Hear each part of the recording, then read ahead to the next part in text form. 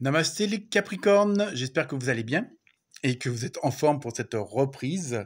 Donc, horoscope semaine du 28 août, donc bonnes vacances à ceux qui le sont encore, et bon courage pour les autres. Première carte, régénération. Donc, ça va être une semaine, bon, j'espère que vous êtes en forme, et en même temps, bon, vous avez eu le 16, ça fait 1 plus 6, ça fait 7. Donc, c'est en numérologie, c'est tout ce qui concerne un peu la spiritualité, un petit peu vos ressentis intérieurs et tout ça. Et donc, pour vous, cette semaine, ça va être comme un redémarrage. Il y a quelque chose qui s'est bien remis en place, qui s'est réparé, si on peut dire ça comme ça, au sens large du terme. Et il y a vraiment un côté de renouveau, et ça, on le ressent dans pas mal de signes. Donc, pensez à aller voir votre ascendant, parce qu'il y a vraiment beaucoup de changements qui sont en train de s'opérer. Donc, comme un petit peu comme l'énergie de la Terre en ce moment qui est en train de bien booster, de bien bouger.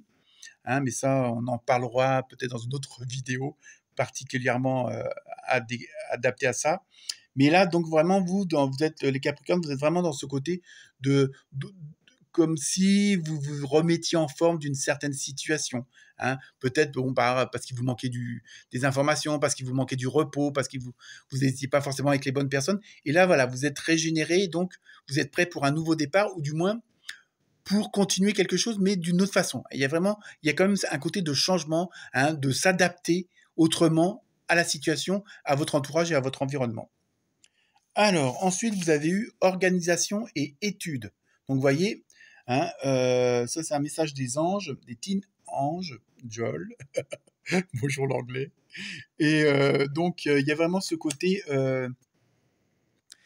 comme si vous avez fait le point d'une certaine situation, de certaines expériences, de certaines relations, et donc vous vous êtes remis, vous êtes donc reboosté, si on peut dire ça comme ça, mais en même temps, ça va automatiquement vous obliger à revoir les choses autrement, à les faire autrement, à les dire autrement et à les accepter autrement. Donc il y a vraiment ce côté de, bon, vous vous régénérez, mais en même temps, ça demande une réorganisation. Là, c'est marqué organisation et études, mais je pense qu'il faut réorganiser et peut-être étudier, après tout dépend de votre situation, que ce soit professionnelle, amicale, sentimentale, quelle est la meilleure façon maintenant pour vivre cette nouvelle situation. Du moins, les changements que vous avez opérés, comment vous pouvez les adapter maintenant à une sorte de nouvelle vie, si on peut dire ça comme ça. C'est pas forcément un gros changement, mais peut-être que bon, vous avez décidé de plus aller travailler à 7 heures du matin, mais à 9 heures.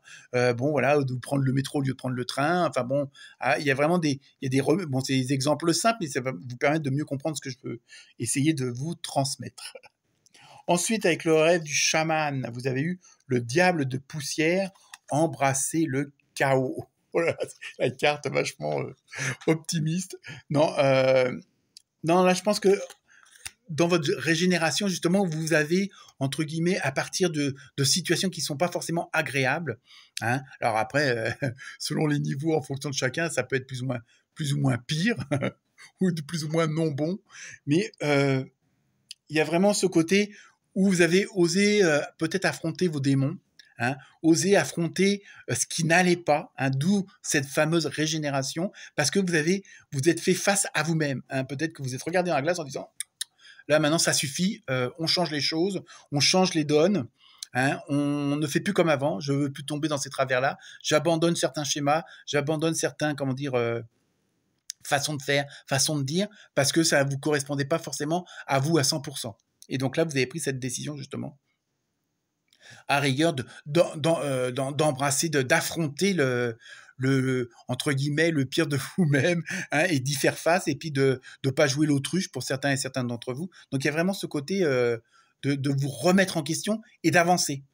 Et de ne pas retomber dans certains travers, dans certains schémas, dans certains, dans une certaine matrice qui pouvait vous enfermer vous-même.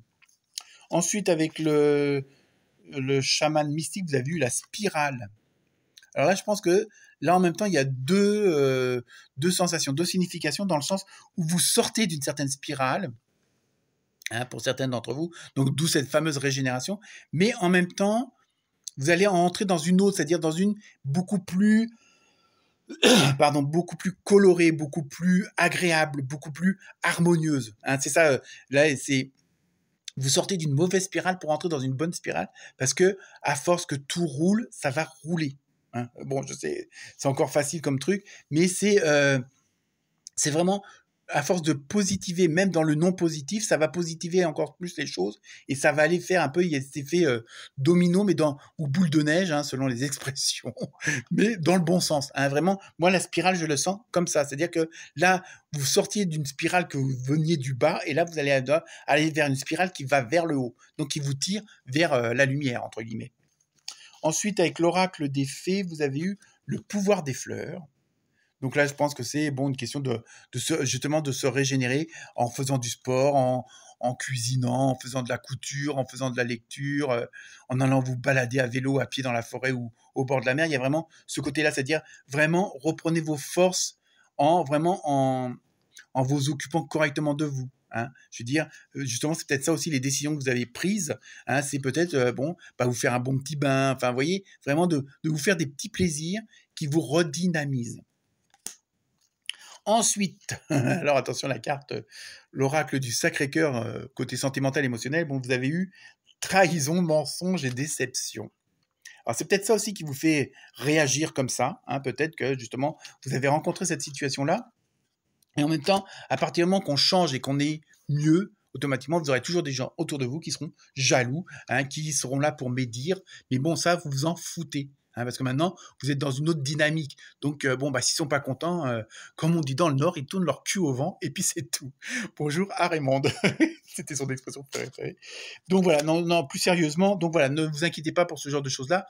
Automatiquement, c'est vrai que vous vous régénérez, donc vous êtes dans une autre vibration, une autre dynamique, et ça peut pas plaire à tout le monde, mais ça, c'est pas grave, vous vous en foutez, d'accord? Et enfin, la dernière carte avec les réponses angéliques, vous avez eu dans un avenir rapproché. Donc, je pense qu'en fonction de votre question aussi, mais c'est aussi que là, tout va bien. Je pense que dans ce que je ressens, tout va mieux se stabiliser dans quelques jours, dans quelques semaines, hein, selon où vous en êtes dans votre étape. Hein, c'est toujours pareil. Vous, même en étant tous des Capricornes, vous n'avancez pas de la même façon parce que déjà d'une, vous n'avez pas le même karma, vous n'avez pas forcément le même, ascendant. Il y a tellement de choses qui viennent entrer en compte, donc ça peut être plus ou moins long. Voilà pour vous les Capricornes. Namasté et excellente semaine.